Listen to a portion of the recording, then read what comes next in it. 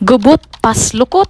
Mao gining mga katagaha nga ako mahinumduman no sa nagdako ko sa mua. Kay basta magkatag na gani ang mga gamit sa balay, magyawyaw gilayon to si nanay. Og kining istoryaha nga gubot pas lukot, imo gadayon na nga madunggan. Ambot og unsay buot pasabot anang gubot pas lukot.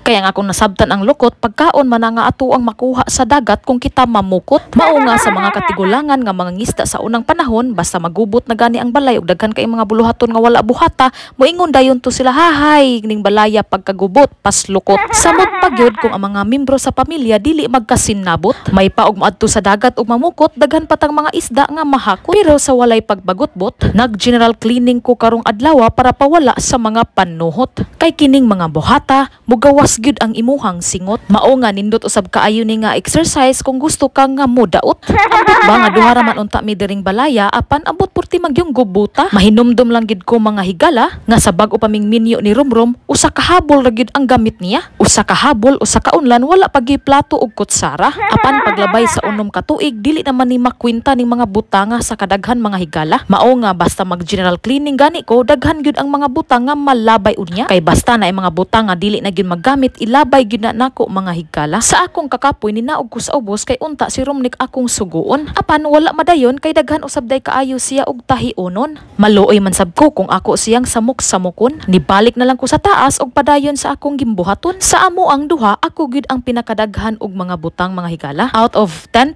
2% lang siguro ang iyahang mga butang, ako ana ng 8%. Syempre bisan og ninyo na ta, dili gid nato hikalimtan ang mga butang sa dalaga pata. Ilabi na gyud kining mga gagmay nga butang para sa ako ang pagpagwapa. Og pilay istorya gigutom kaayo ming duha. Mao nga gihakot gilayo namo ang mga pagkaon dinhi sa terasa kay hangin manggod kaayo dinhing dapita. Og pipila ka minuto nagdadali mi og kaon kay mo trabaho na sabta. Bisan og naa kami sa amo ang panimalay, apan mura gihapon mig mga trabahante. Kay wala gyoy oras nga mabakante. Pero sulit kaayo kay kung malimpyo na, grabe na gid nako ka happy. Kay bisan og dili tiyada o nindot ato ang panimalay, apan kung limpyo, malipay man gyud ta sa kanunay. Basta ang atong mga butang hapsay ang ato usang paminaw murag pagkaayahay. Busa sa teres ako nasang gimapan mga inday. Kay ang makina ni Rumrum nga 19 forgotten, amo na sab nga ibalhin. Kay mas dako man gud og lugar dinhi compare sa ubos, mao nga kinahanglan gid ning makinaha nga ato lang usa nga ipadaplin. Sa tinud-anay lang walay sagol pinuang, dugay na gid kaining makinaha in tawon, mga 35 na siguro gid ni katuig. Mao nga sayang kaayo kung dili nato siya atimanon og dili nato siya nga i-preserve. Busa dinhi lang usa sa teres na mo ibutang kay kung imong gamiton di man ni siya magkinahanglan og kuryente. Imo lang na siya itusok sa imuhang ilong aw kanaging makinaha mo abante. Ug padayon na usab kita sa ato ang pagpanglimpyo pagmap dinhi mga ante. Kay tagsara gid in town ni siya nako malimpyuhan, ilabi na og dili ko